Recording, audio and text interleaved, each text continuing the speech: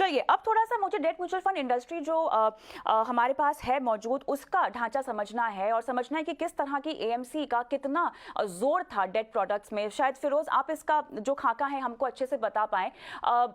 कितना तक पैसा यहाँ पर डेट में है म्यूचुअल फंड इंडस्ट्रीज़ का? कौन-कौन सी ऐसी एएमसीज़ हैं जो उम्दा डेट म्यूचुअल फंड प्रोडक्ट्स जो हैं, वो बेचती आई हैं? यस कविता जी, देखिए डेट जो है फ्रॉम अ फंड में बहुत सारी इंडस्ट्री प्लेयर्स हैं जिन्होंने डेट पे फोकस किया है। आईडीएफसी पहले डेट पे ज्यादा फोकस रहती थी। इडलवाइज का भी अच्छा खासा एयूएम डेट में है। राधिका मैडम भी हैं पैनल पे। पॉइंट इज, डेट में एक फंड मैनेजर ज्यादा मेहनत नहीं कर पाता क्योंकि इतनी डाइवर्स परफॉर्मेंस नहीं होती। आप जीसेक खरीद सकते हैं, एसडीएल स्टेट डेवलपमेंट लोन खरीद सकते हैं, कॉर्पोरेट बॉन्ड खरीद सकते हैं। बट जैसे इक्विटी में हर साल बेस्ट और वर्स्ट स्कीम में 30% का आंसर होता है, डेट में इतना अंतर नहीं होता है। पॉइंट वन, उसमें कमाई भी कम होती है, कॉस्ट भी from a client standpoint कम होती है। तो आई थिंक ये जो टैक्स एडवांटेज जो इंडेक्सेशन की बात कर रहे हैं हम, वो ज्यादातर एचएनआई उसका प्रयोग लेता था। आज इंडिया में सिर्फ 60 लाख यूनिक डेट इन्वेस्टर क्यों है, जब 1.7 करोड़ करोड़ एफडी में पड़ा हुआ है?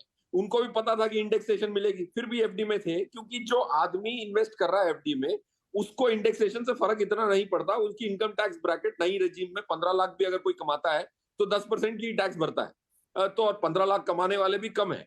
और so I personally think point one, Kavita ji, quite a few industry players have a focus on debt, but ऐसा कोई इंडस्ट्री प्लेयर नहीं है जो इक्विटी पे फोकस कम करे और डेट पे ज्यादा करे।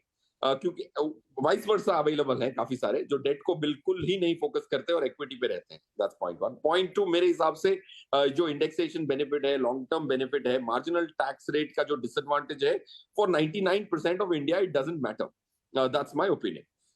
एंड जब इन्वेस्टमेंट्स की बात आती है तो परिवार में 3-4 पोर्टफोलियो होते हैं। एक हस्बैंड का होता है, एक वाइफ का होता है, एक चाइल्ड का होता है। जो फाइल में कोई इनकम ना हो, उसमें अगर वो डेट इन्वेस्ट करे और अर्निंग मेंबर्स की फाइल में इक्विटी इन्वेस्ट करे, तो ये दुविधा सॉल्व हो जाती है।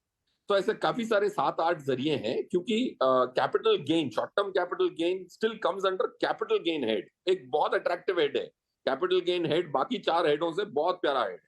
तो सेक्शन 73 का प्रयोग कर सकते हैं, सेक्शन 73 सब सेक्शन 3 का प्रयोग कर सकते हैं। सेक्शन 48 इसीलिए हट गया है मेरे हिसाब से, क्योंकि बॉन्ड्स एंड डिबेंचर पे इंडेक्सेशन नहीं मिलती। अब उसके ऊपर म्यूचुअल फंड का रैपर लगा दो तो इंडेक्सेशन मिल रही थी, तो इसको मिनिस्ट्री ने लूप होल की तरह देखा है, ये मुझे लगता है।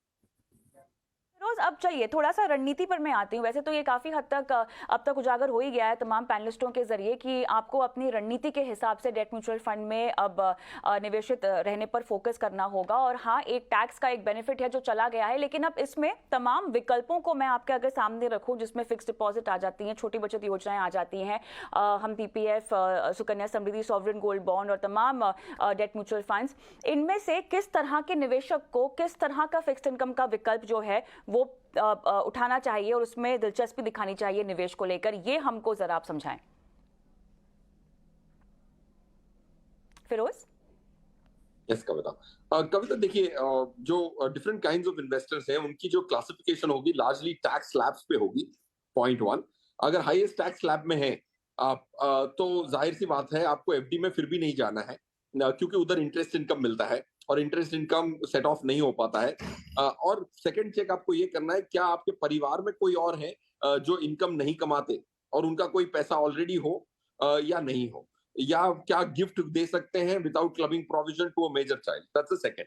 तो हाईएस्ट टैक्स ब्रैकेट वालों के लिए मेरे हिसाब से आज भी डेट फंड एक बेहतरीन विकल्प है। अगर ये इंप्लीमेंट हो भी जाता है, जो अब बिल भी पास हो गई है जैसे आपने कहा Kavita ji, debt fund for large investors, छोटे इन्वेस्टर्स जो हैं जिनकी टैक्स स्लैब्स ऑलरेडी 10% की टैक्स स्लैब पे है, 15% की टैक्स स्लैब में है, उनके लिए जो डेट फंड की जो अट्रैक्टिवनेस थी वो नियर खत्म सी हो गई। क्योंकि इंडेक्सेशन के बाद महंगाई को अगर मैं 4-5% मानता तो नेट टैक्सेशन सिर्फ 5 से 6% थी।